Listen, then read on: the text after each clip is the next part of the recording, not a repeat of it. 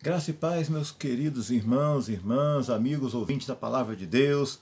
Vamos meditar em Mateus, ou melhor, em Marcos, capítulo 2, versículos de 1 a 11, a cura do paralítico de Cafarnaum. Eu vou estar lendo e você pode acompanhar. Depois dias, entrou Jesus de novo em Cafarnaum, e logo ocorreu que ele estava em casa. Muitos afluíram para ali, tantos que nem mesmo junto à porta se achava lugar, e anunciava-lhes a palavra. Alguns foram ter com eles, conduzindo um paralítico levado por 4 homens. E, não podendo aproximar-se dele por causa da multidão, descobriram o eirado ao ponto correspondente em que ele estava, fazendo uma abertura, baixaram o leito que jazia o doente.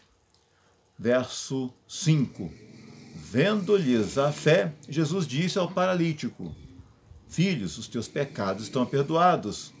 Mas alguns dos escribas que estavam assentados ali arrazoavam em seus corações: Por que fala ele deste modo? Isso é blasfêmia. Quem pode perdoar pecados senão um só, que é Deus? E Jesus, percebendo logo o espírito que lhes arrazoava, disse-lhes: Por que arrazoais essas coisas em vosso coração? Verso 9. Qual é mais fácil? Dizer ao paralítico: Estão perdoados os teus pecados? Ou dizer: Levanta-te, toma o teu leito e anda?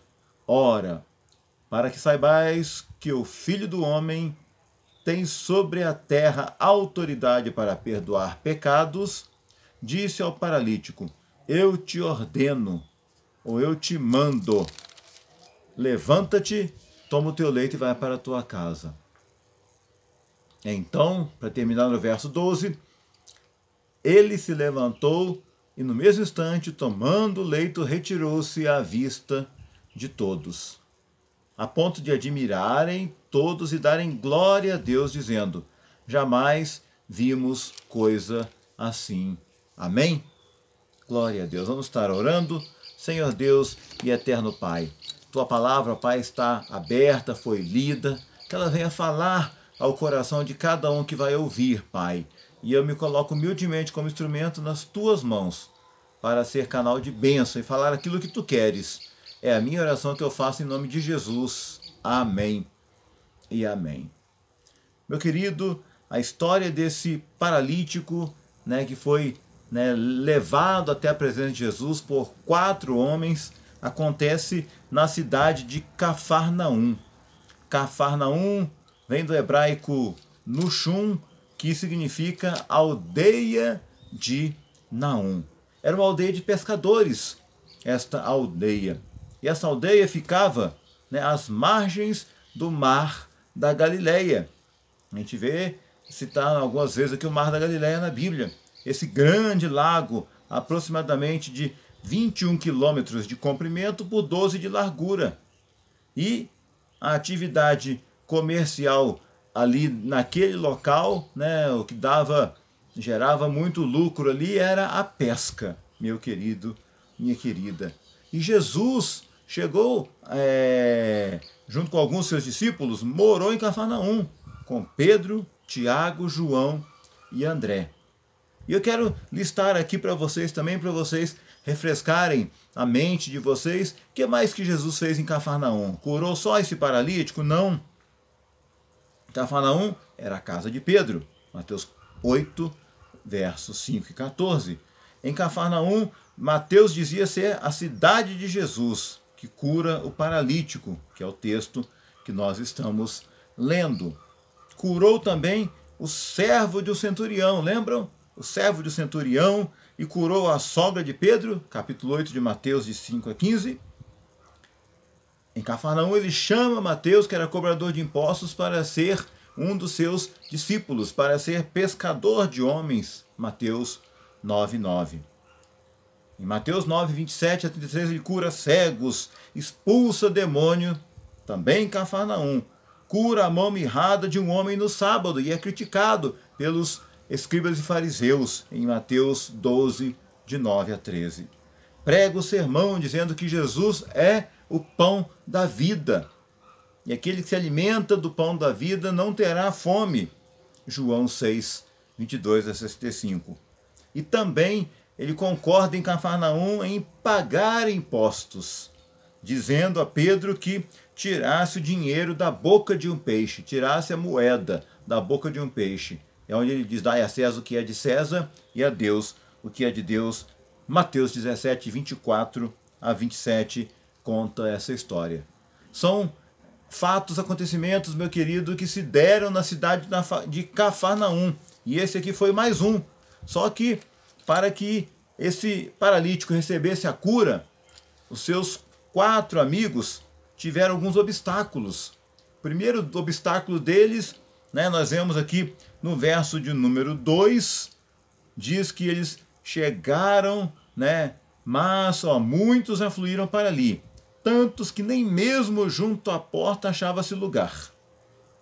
Tinha tanta gente que foi ali para ouvir de Jesus que junto à porta não tinha lugar. Qual era a opção então? Subir pelo telhado da casa, fazer um buraco, calcular onde Jesus estava e ali descer o paralítico. As casas antigamente, meu querido, tinham uma escada móvel ou fixa do lado externo para que pudesse subir. E era comum, naquela época, espalhar o trigo e outros cereais na eira para que o vento carregasse a palha, limpando o trigo.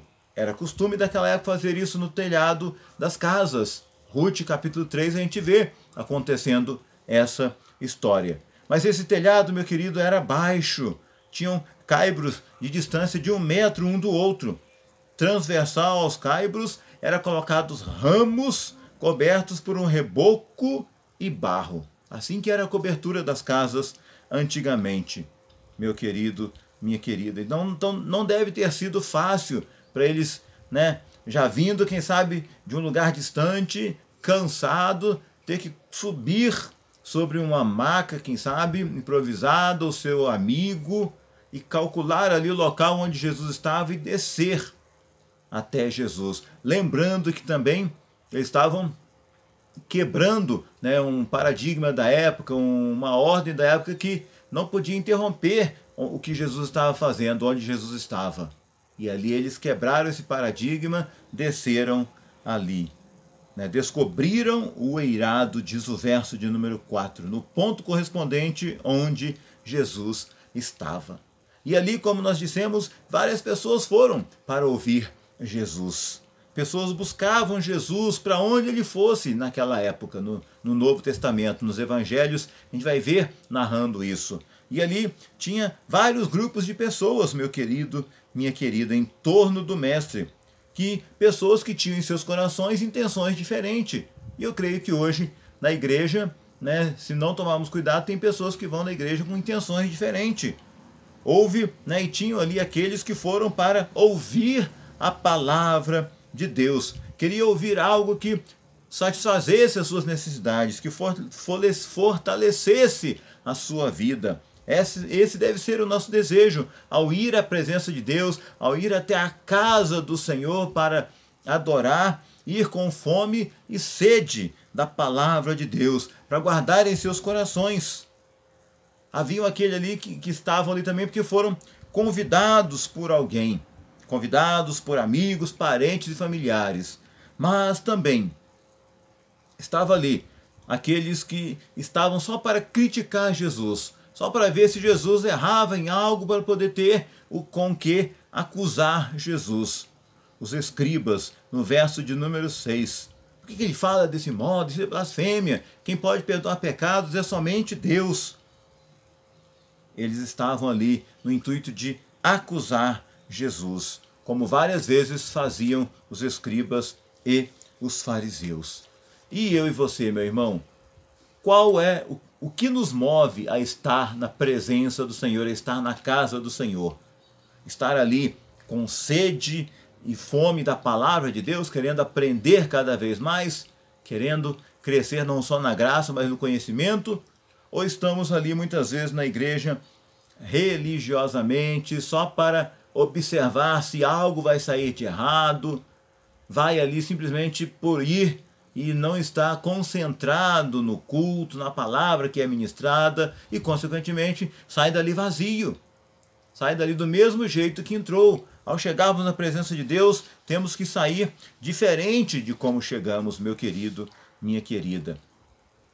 Ali nós aprendemos no verso de número 3, né, a condução do paralítico até Jesus. Seus amigos levando ele até Jesus. E aqui nós aprendemos o quê? Que nós também devemos ser canal de bênção na vida de outras pessoas, procurando levar alguém até Jesus. Levar alguém até Jesus. Quem que você conhece? Quais as famílias que necessitam ser conduzidas até Jesus através de você? De repente, pessoas, famílias que por si só não têm forças para ir até Deus, para ir até a igreja, ouvir a palavra de Deus, buscar a Deus e precisa da sua ajuda. Pense nesse momento, reflita, você que já é da igreja. Quais famílias precisam? E quais obstáculos eu tenho que vencer para levar essas famílias para a igreja, para chegar até Jesus? E quais obstáculos eu também tenho que vencer muitas vezes para estar diante de Deus? Quais obstáculos que eu tenho que vencer, que eu tenho que deixar, que eu tenho que passar por cima deles para estar na presença de Deus? Muitas vezes é o cansaço. Você trabalha a semana inteira e no domingo você pensa, eu vou descansar, hoje eu estou muito cansado, não vou à igreja. Ou o desânimo, ou a negligência. O que te impede de chegar até Jesus? Obstáculos que foram vencidos por aqueles homens para que estivessem frente a frente. Eles acreditavam na cura e tinham fé nisso, por isso eles venceram os obstáculos. Você quer receber algo para a sua vida?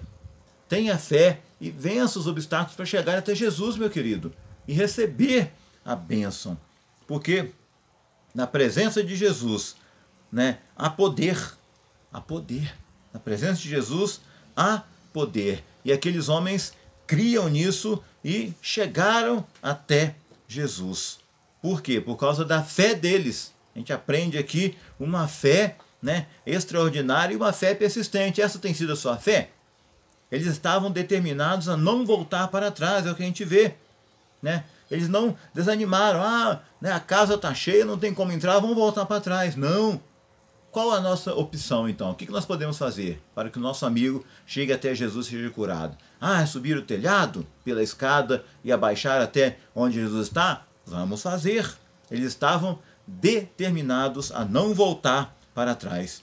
Tinham uma carga de problema, carregando paralítico pelas estradas afora, quem sabe todo empoeirado, mas tinham essa determinação. Como eu disse, a entrada estava bloqueada, mas eles não desanimaram, eles persistiram. Para receber algo de Deus, meu querido, meu irmão, meu amigo, ouvinte da palavra de Deus, precisa de persistir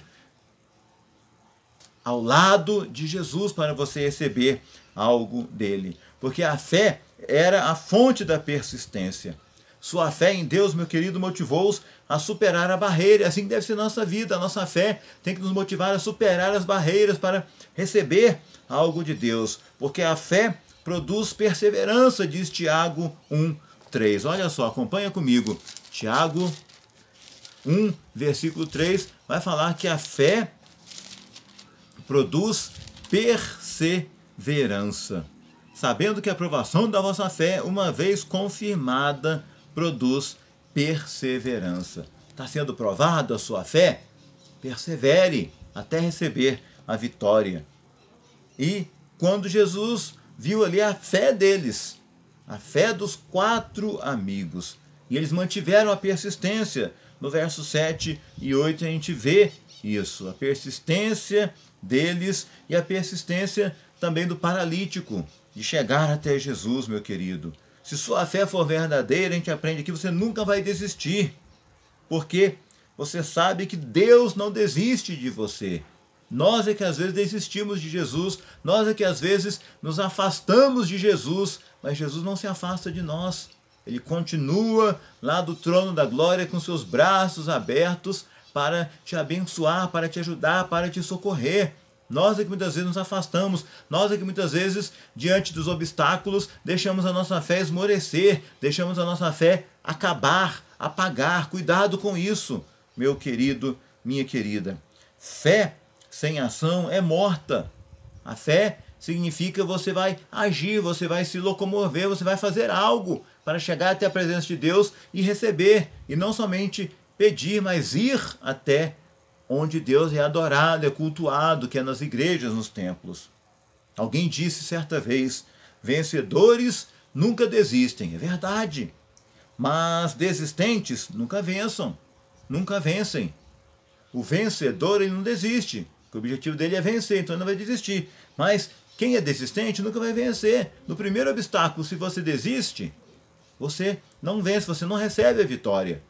Estamos aí passando, mais um ano, já estamos há um ano enfrentando essa pandemia, esse vírus aí que tem ceifado muitas vidas, tem deixado muitos desesperados, muitos confusos. Neste momento é o momento de fortalecer a nossa fé, de vencer os obstáculos, de continuar buscando a Deus, de continuar crendo que assim como lá no passado, nessa época, Deus curou aquele paralítico, perdoou seu pecado, curou, Deus pode sarar a nossa nação, sim.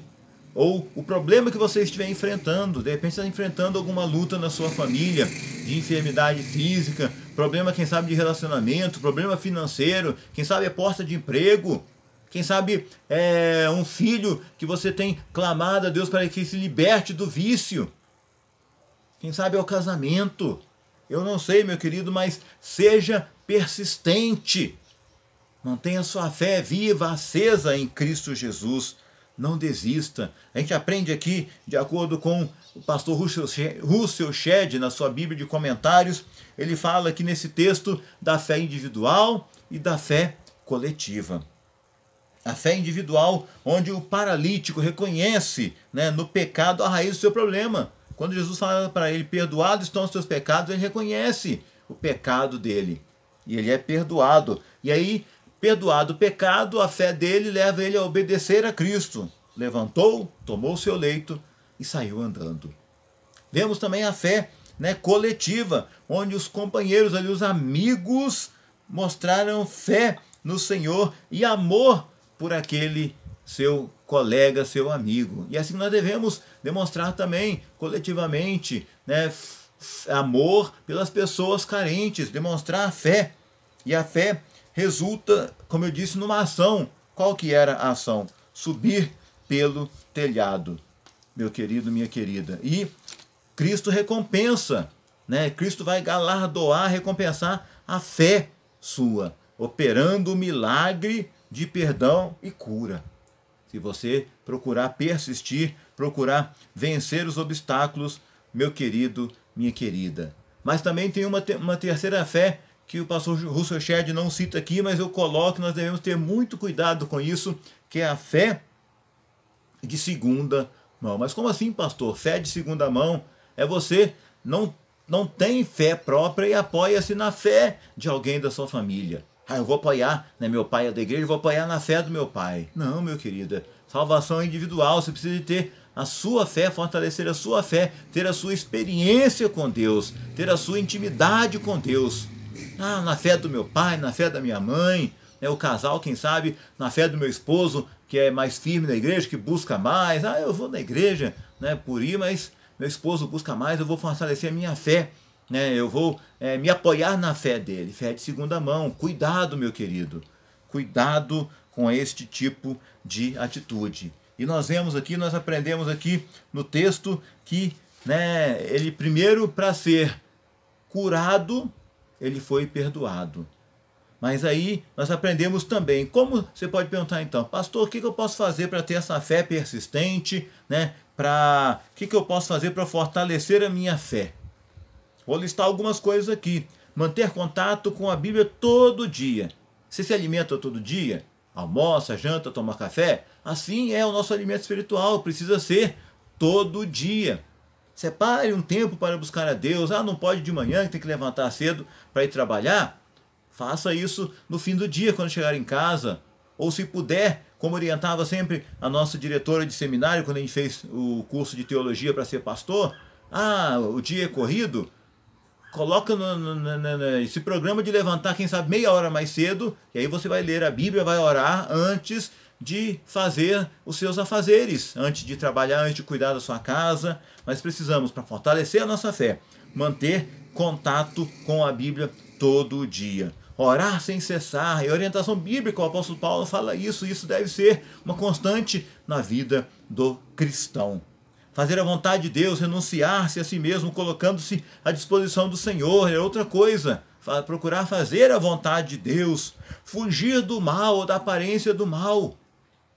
Você vai estar fortalecendo a sua fé, obedecendo a Deus e a sua palavra, não andando na companhia dos incrédulos e nem nos seus caminhos, né? Bem-aventurado aquele que não anda no conselho dos ímpios, diz o salmista, não se detém no caminho dos pecadores, nem se assenta na roda dos escarnecedores. Se você é um cristão, se você congrega numa igreja evangélica, meu querido, você deve, para fortalecer a sua fé, não andar na companhia ou evitar a companhia dos incrédulos e os seus caminhos, que vão fazer de tudo para ser instrumento do diabo para desanimar a sua fé, para esmorecer a sua fé. Não abandonar o primeiro amor. Quantos estão me ouvindo neste momento já deixaram esfriar o primeiro amor, já abandonaram o primeiro amor? Apocalipse vai lembrar para mim e para você. Lembra-te de onde caíste, volte à prática das primeiras obras do primeiro amor.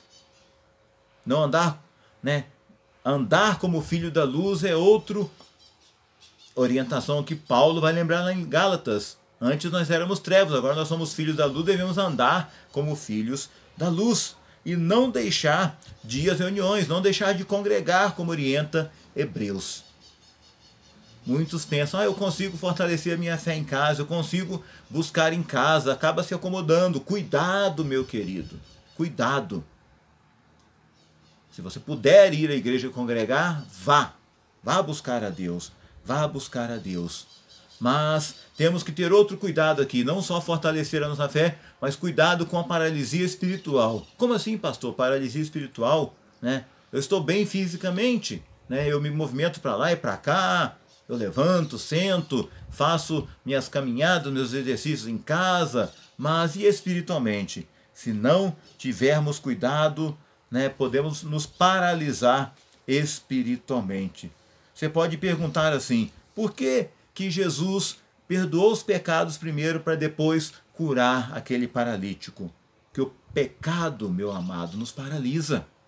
O pecado nos paralisa. Quando pecamos, ficamos apáticos para com a vontade de Deus. Quando você peca, você não consegue discernir a vontade de Deus na sua vida. Ficamos sem reação. O nosso brilho se apaga, meu amado. O nosso frescor cai. Sem falar nas doenças que podemos adquirir pelo sentimento que o pecado semeia em nós. Doenças por causa do pecado, por causa da falta de perdão. Eu já falei isso aqui na igreja e é bom a gente repetir. Muitas vezes você está tendo alguma enfermidade, está sofrendo alguma enfermidade, vai nos médicos, os médicos te viram do avesso, não descobre o que é, e você continua sofrendo aquilo, e a razão disso pode ser o quê?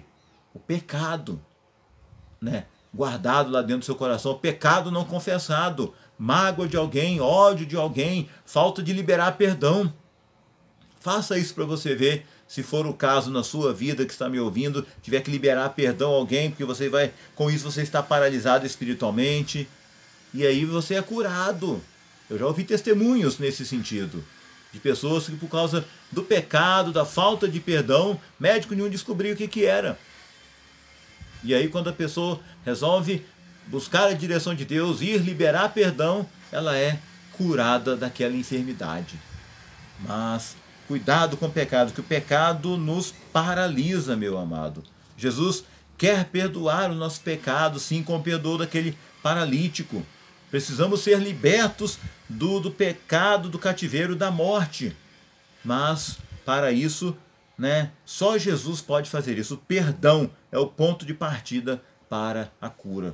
Porque podemos ficar paralisados espiritualmente.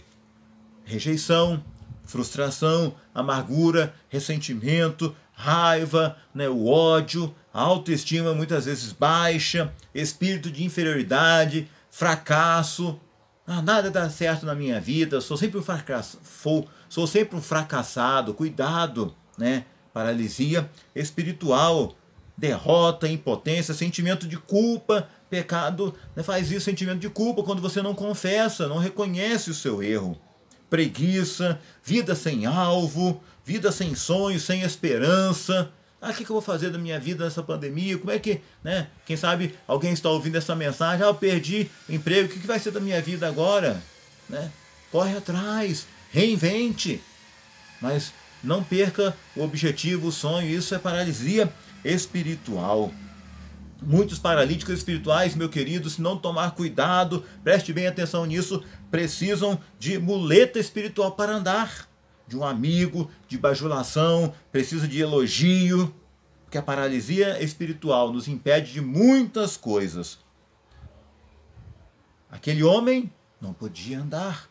E nós conseguimos caminhar com Jesus? Você tem conseguido caminhar com Jesus? O que tem impedido você de caminhar lado a lado, mais próximo de Jesus? O que tem impedido você, meu querido? Qual a grande lição, para a gente ir concluindo aqui a nossa fala para nós? Qual a grande lição? A fé exige ação. Os homens foram à busca atrás do milagre. Foram ao encontro de Jesus. Venceram obstáculos. Não desistiram. Não sentiram vergonha nem desânimo. E assim deve ser comigo e com você, para receber a bênção, para fortalecer a nossa fé em tempos de crise, meu amado. Eles não buscavam a aprovação de homens, mas sim estavam interessados em Deus, no que Deus podia fazer por eles. Não busque a aprovação de homens, não busque ir na igreja para ser elogiado, receber recompensa dos homens, não. Para receber a recompensa de Deus, meu amado, minha amada. E qual foi o resultado final da cura desse paralítico? Qual foi o resultado final? E o texto mostra para mim e para você aqui no verso de número 12, que nós acabamos de ler. Então, diz o texto, ele se levantou, tomando o leito, retirou-se à vista de todos, a ponto de se admirarem e todos darem glória a Deus, dizendo: jamais vimos coisa assim. Através da cura, todos que ali estavam puderam dar glória a Deus, dizendo: jamais vimos coisa assim. Né? Todos ficaram maravilhados com aquele feito de Jesus. Que maravilhas espirituais você tem presenciado na sua vida. E você tem glorificado a Deus por aquilo que Deus tem feito na sua vida, meu querido, minha querida. Precisamos, para concluir, ter o nosso coração como daqueles amigos, coração cheio de compaixão pelos perdidos, sim. Nossas famílias precisam ser um farol que brilha, uma ponte sobre as águas, um abrigo no deserto, uma flecha que acerta o alvo, como diz uma canção da Aline Barros, no meio da escuridão. Eu e você, que já temos a nossa fé firme, que temos persistido, que não deixamos ser, não deixamos ou não ficamos paralíticos espiritualmente falando. Você que está firme com Jesus, tem buscado a Ele de todo o seu coração. Você precisa, é chamado por Deus para ser canal de bênção na vida de outras pessoas. E não deixe, meu querido, os obstáculos impedir você de alcançar a sua bênção. Não deixe os obstáculos impedir você de alcançar a sua bênção. Vença os obstáculos. Olhe, ao redor seu, enxergue os necessitados, procure ajudar, procure e busque o perdão de Deus para aquele pecado oculto, aquele pecado escondido, não confessado. Busque o perdão de Deus, busque confessar. Confessei-te o meu pecado, diz o salmista, a minha maldade não mais ocultei. E aí, busque a presença de Deus, se liberte de toda a paralisia espiritual que há na sua vida. Peça a Deus: eu quero me libertar dessa paralisia espiritual, que você tem que querer. O Espírito Santo pode fazer a obra na sua vida, mas tem que partir de você. E glorifique a Deus através da sua vida. Glorifique o nome do Senhor através da sua vida. E faça como as pessoas aqui que viram o milagre. Todos glorificaram a Deus diante do milagre. E que você possa ser das pessoas que vão à casa de Deus, buscar a Deus com fome e sede da palavra de Deus. Amém? Que Ele assim nos ajude, que Ele nos abençoe e que Ele tenha misericórdia de nós e nos perdoe se temos ficado apáticos ou paralisados espiritualmente. Naquilo que eu citei aqui, que o Espírito Santo está incomodando o seu coração, que você está paralisado espiritualmente. Peça ao Senhor para te libertar disso nessa noite. Reconheça a sua falha, seu pecado. Volte-se para o nosso Deus que é rico em perdoar. Quer receber cura para a sua vida? Perdão de Deus, busca de Deus, fé sendo fortalecida. Em nome de Jesus. Amém? Eu quero orar pela sua vida. Pai eterno, Pai amado, que esta palavra, Pai, tenha despertado, tenha incomodado cada um que a ouviu neste momento, ó Deus, para que possamos sair da nossa inércia espiritual, ó Pai, querer buscar mais o Senhor, persistir, fortalecer a nossa fé. E eu não sei o que o meu irmão, minha irmã, meu amigo que está ouvindo esta palavra, o que ele precisa do Senhor. Mas, Senhor, levante as tuas mãos e através das minhas, ele possa, Pai, ao terminar de ouvir esta palavra, aí na sua casa, sentir, ó Deus, o toque do Senhor sobre a sua vida, sobre o seu coração, Pai. Possa sentir o bálsamo do Senhor, ó Pai. O Senhor vai conceder o desejo do coração, Pai, curando aquela enfermidade, restaurando, ó Pai, aquilo que precisa ser restaurado, ó Deus, e que ele possa, após ouvir tudo isso, ter a atitude de querer fortalecer mais a sua fé, persistir em meus obstáculos, ó Deus, e ser mais abençoado pelo Senhor, ó Pai. Ouve o nosso clamor nesta noite, Pai. É a minha oração que eu faço a Ti. Em nome de Jesus, com o perdão dos nossos pecados. Amém e amém. Que Deus te abençoe e o Espírito Santo complete esta palavra no seu coração para a glória dele. Amém?